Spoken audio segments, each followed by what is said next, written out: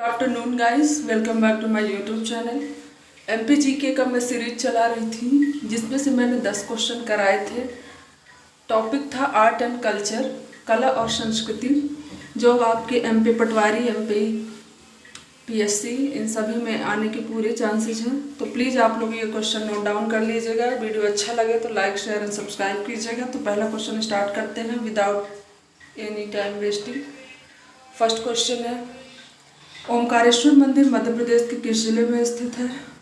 पहला ऑप्शन है खंडवा, दूसरा उज्जैन, तीसरा जबलपुर है, चौथा मंदसौर है। तो आई होप आप लोगों को ये पता होगा ओमकारेश्वर मंदिर मध्य प्रदेश के किस राज्य में स्थित है। तो इसका आंसर होगा खंडवा। आप लोग सभी आंसर नोट डाउन कर लीजिएगा। तो चलिए देख लेते हैं खंडवा के बारे में कुछ। यह मध्य प्रदेश के खंडवा जिले में नर्मदा नदी में स्थित है। ओमकारेश्वर में कुल 68 तीर्थ है, ये भी इम्पोर्टेंट पॉइंट है, याद कर लीजिएगा। इसका दूसरा ऑप्शन था मंदसौर। यह जिला पुरातात्विक और ऐतिहासिक विरासत में समृद्धि है। और इसका मेन इम्पोर्टेंट क्वेश्चन है, यह जिला अफीम के उत्पादन के लिए दुनिया भर में प्रसिद्ध है।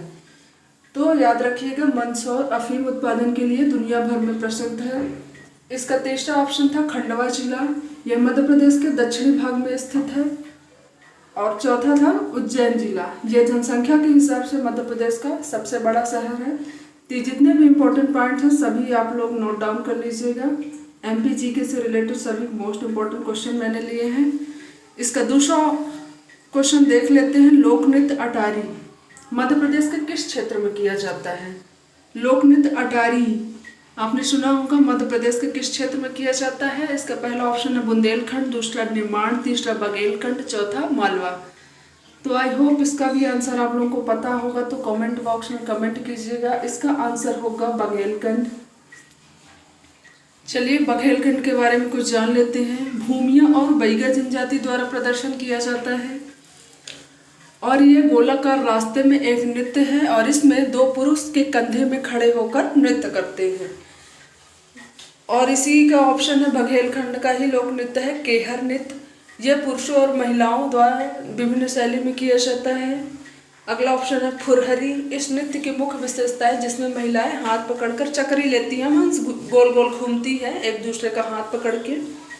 अगला है लकड़बग्घा नृत्य, विवाह के अवसर पर प्रदर्शन किया जाता है। कमली नृत्य, जिसे हम साजन सजनी नृत्य के रूप में भी जाना जाता है। तो ये सभी मध्य प्रदेश के लोक नृत्य हैं। ये सभी इम्पोर्टेंट पॉइंट हैं।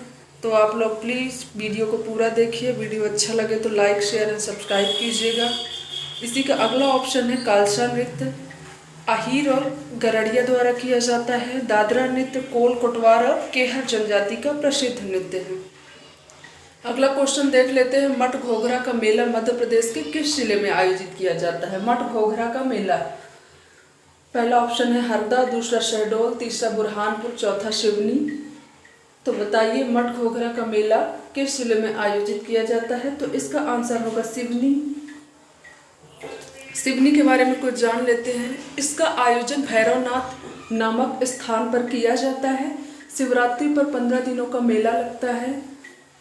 सिवनी का नाम क्यों पड़ा, इसके बारे में हम जान लेते हैं। इस जगह का नाम सियोना पेड़, तो ये इम्पोर्टेंट पॉइंट है। सिवनी का नाम कैसे पड़ा? तो इस जगह का नाम सियोना पेड़, ये आप लोग अंडरलाइन कर लीजिएगा। इसी पेड़ के नाम से इसका नाम पड़ा, जिसका उपयोग ढोलक बनाने में किया जाता है, जो कि बहुत ही मजबूत लकड़ी होती है। और यह जबलपुर संभाग का एक हिस्सा है और इसे मध्य प्रदेश के लखनऊ के रूप में जाना जाता है। तो याद रखिएगा कि मध्य प्रदेश के लखनऊ के रूप में किसे जाना जाता है? तो सिवनी, याद रखिएगा आप लोग। इसी का अगला पॉइंट है, एशिया में सबसे बड़ा मिट्टी बांध बैनगंगा नदी पर बना संजय सरोवर बांध यहाँ स्थित है। अगला पॉइंट देख लेते हैं, बैनगंगा नदी का उद्गम मुंद्रा ग्राम से होता है। तो कभी कभी क्वेश्चन पूछ लेगा बैनगंगा नदी का उद्गम कहाँ से हुआ? तो मुंद्रा ग्राम से हुआ। ये पॉइंट याद रखिएगा। अगला पॉइंट है, पेंच राष्ट्रीय उद्यान 1975 में स्थापित किया गया था और 1983 में प्रोजेक्ट टाइगर में शामिल किया गया था। यहाँ की साक्षरता दर पूछ लेगा तो 72.12% है। 2011 की जनगणना के अनुसार अगर भारत का सबसे ज़्यादा लिटरेटी रेट पूछे तो केरला है। 2011 की जनगणना से बहुत सारे इंपॉर्टेंट क्वेश्चन बनते हैं, तो आप लोग उसको भी देख लीजिएगा। अगला क्वेश्चन है, निम्न चित्रकारों में से 1922 में मध्य प्रदेश में पैदा हुआ था लेकिन 1950 से फ्रांस में रह रहा। वहीं पे काम किया और 2016 में उनकी न्यू दिल्ली में मृत्यु हो गई। तो कौन थे वो? पहला ऑप्शन है सैयद हैदर रजा, दूसरा है एम.एफ. हुसैन, तीसरा राजा राव, चौथा है एन.एस. बेंद्रे। तो इसका आंसर होगा सैयद हैदर रजा, जो कि एक प्रसिद्ध भारतीय कलाकार थे। उन्हें 2007 में पद्म भूषण, 2013 में पद्म विभूषण से सम्मानित किया गया था। तो ये बहुत इंपॉर्टेंट क्वेश्चन है और इसके कुछ ऑप्शन है एम.एफ. हुसैन, राजा राव, एन.एस. बेंद्रे, इनके बारे में भी जान लेते हैं थोड़ा सा। और सैयद के बारे में जानने हुए है फ्रांस द्वारा प्रिक्स डी ला क्रिटिक सम्मान प्राप्त करने वाले पहले गैर फ्रांसीसी कलाकार हैं। तो ये पॉइंट आप लोग याद रखिएगा कि फ्रिक्स डी ला क्रिटिक सम्मान प्राप्त करने वाले गैर फ्रांसीसी कलाकार कौन है? तो हैदर रजा, ये आप लोग याद रखिएगा। इसका सेकंड ऑप्शन था एम.एफ. हुसैन, जो कि अंतर्राष्ट्रीय स्तर पर मान्यता प्राप्त भारतीय कलाकार थे। इन्होंने कुछ पेंटिंग भी बनाई थी। पहला देख लेते हैं, Meenaxi a tale of three cities, through the eyes of a painter, Gaja, Gamini, the sixth seal. तो पेंटिंग पूछ लेगा एम.एफ. हुसैन की। तो ये चारों पॉइंट आप लोग याद रखिएगा। राजा राव के बारे में जान लेते हैं। एक भारतीय लेखक थे जिन्हें 1988 में साहित्य के लिए नेडेट्स अंतर्राष्ट्रीय पुरस्कार से सम्मानित किया गया था। तो ये इंपॉर्टेंट पॉइंट है राजा राव के बारे में, आप लोग प्लीज इसको नोट डाउन करते रहिए। अगला ऑप्शन था एन.एस. बेंद्रे, जो कि एक भारतीय कलाकार और बड़ौदा समूह ग्रुप के संस्थापक सदस्य थे। तो ये सभी नोट डाउन कर लीजिए। पांचवा क्वेश्चन है, निम्न में से किसने 1918 में मध्य प्रदेश में प्रसिद्ध माधव संगीत विद्यालय की शुरुआत की? तो माधव संगीत विद्यालय की शुरुआत किसने की? पहला ऑप्शन उस्ताद अली अकबर खान, दूसरा है कृष्ण राव शंकर पंडित, तीसरा विष्णु नारायण भरत खंडे और चौथा ऑप्शन है उस्ताद अलाउद्दीन खान। तो इसका कौन सा आंसर होगा? आई होप आप लोगों को पता होगा। तो इसका आंसर है विष्णु नारायण भरत खंडे। आप लोग नोट डाउन कर लीजिए, जो कि एक सुप्रसिद्ध संगीतकार थे। यह हिंदुस्तानी शास्त्रीय संगीत पर पहला आधुनिक ग्रंथ लिखने के लिए जाने जाते हैं। तो ये मोस्ट इम्पोर्टेंट पॉइंट है कि हिंदुस्तानी शास्त्रीय संगीत पर पहला आधुनिक हिंदी ग्रंथ लिखने के लिए कौन जाने जाते हैं? तो विष्णु नारायण भरत खंडे। इन्होंने ग्वालियर के राजाओं की सहायता से 1918 में मध्य प्रदेश के ग्वालियर में प्रसिद्ध माधव संगीत विद्यालय की शुरुआत की। तो ग्वालियर में याद रखिएगा, राजाओं की हेल्प से इस विद्यालय की स्थापना किया था 1918 में। तो इम्पोर्टेंट पॉइंट याद रखिएगा। चौथा पॉइंट है, उन्होंने रागों को थाट प्रणाली में पुनः वर्गीकृत किया। उन्होंने रागों का वर्णन करते हुए स्वरमलिका नामक पुस्तक प्रकाशित की। तो याद रखिएगा, स्वरमलिका नामक पुस्तक किसने प्रकाशित की? तो भरत खंडे। ये आप लोग याद रखिएगा अच्छी तरीके से। अगला क्वेश्चन है, मध्य प्रदेश के उस शहर का नाम बताइए जहां सालाना ध्रुपद समारोह आयोजित किया जाता है। तो ध्रुपद समारोह कौन सा जिला आयोजित किया जाता है? पहला ऑप्शन है उज्जैन, दूसरा भोपाल, तीसरा जबलपुर, चौथा इंदौर है। तो इसका आंसर क्या होगा? आई होप आप लोगों ने सोच लिया होगा। इसका आंसर होगा भोपाल, जो कि ध्रुपद समारोह आयोजित करता है। ध्रुपद भारतीय संगीत के ध्रुपद प्रकार की उत्पत्ति वेदों में हुई है। ध्रुपद शब्द दो शब्दों से मिलकर बना है। तो ये याद रखिएगा, पहला है ध्रुव, जिसका अर्थ है ध्रुव तारा, और पद का अर्थ है कविता।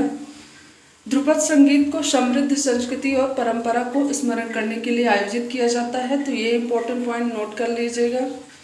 अगला क्वेश्चन देख लेते हैं, मध्य प्रदेश की बैतूल, छिंदवाड़ा, खंडवा और खरगोन जिले में निम्न में से कौन सी जनजाति पाई जाती है? मध्य प्रदेश के बैतूल, छिंदवाड़ा, खंडवा और खरगोन जिले में कौन सी जनजाति पाई जाती है? तो पहला ऑप्शन है कोरकू, दूसरा बारिया, तीसरा कोयला, चौथा अगरिया। तो इसका आंसर कौन सा होगा? आई होप आप लोगों ने इसको सोच लिया होगा इसका आंसर। जनजाति से बहुत क्वेश्चन बनते हैं, तो प्लीज आप लोग उसको अच्छी तरीके से पढ़ लीजिएगा। इसका आंसर होगा कोरकू जनजाति, जो कि मध्य प्रदेश के बैतूल, छिंदवाड़ा और खंडवा, खरगोन जिले में पाई जाती है। कोरकू जनजाति मुख्य रूप से छिंदवाड़ा, बैतूल, होशंगाबाद में पाई जाती है। यह राज्य की एक महत्वपूर्ण जनजाति है।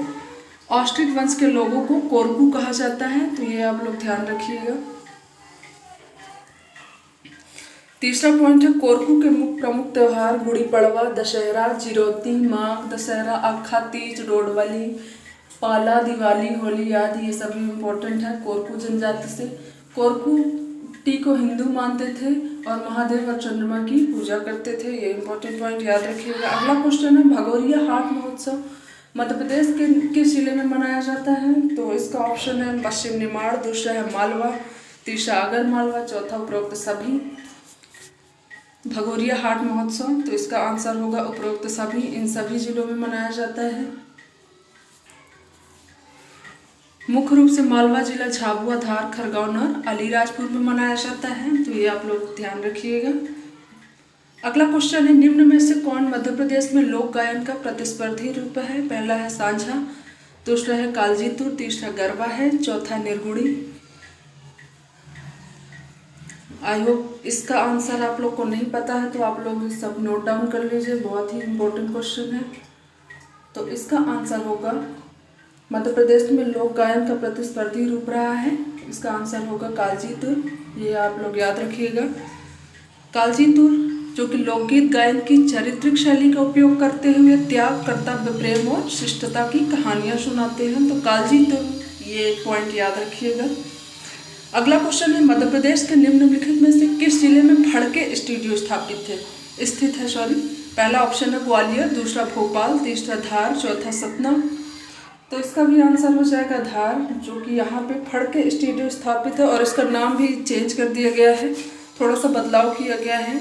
धार के महाराजा कला के संरक्षक थे और अक्सर कई कलाकारों को अपने राज्य में बुलाया करते थे और इसका नाम आर्ट स्टूडियो के नाम से जाना जाता है और इसका रिन्यूम कर दिया गया है फड़के आर्ट स्टूडियो, जो कि पहले फड़के स्टूडियो था और इसको रिन्यूम कर दिया गया है। तो ये पॉइंट याद रखिएगा।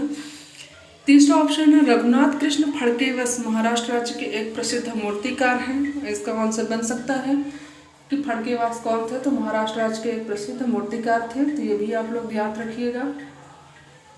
वीडियो अच्छा लगे तो प्लीज़ वीडियो को शेयर कीजिए। Thank you for watching.